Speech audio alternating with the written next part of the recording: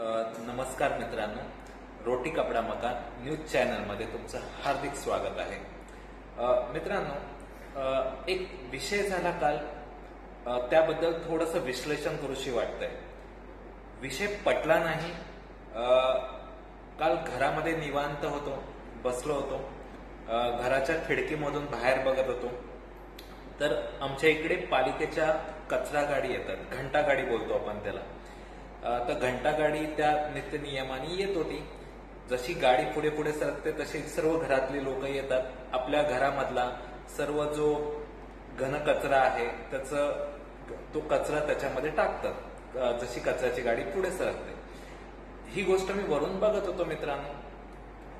जे स्वच्छता दूत आहेत, त्यांचं काम असतं मित्रांनो की बाबा ते कचरा योग्य पद्धतीने त्याचं वर्गीकरण करतात. सुका कचरा, ओला कचरा किंवा प्लास्टिकच्या काही बॅग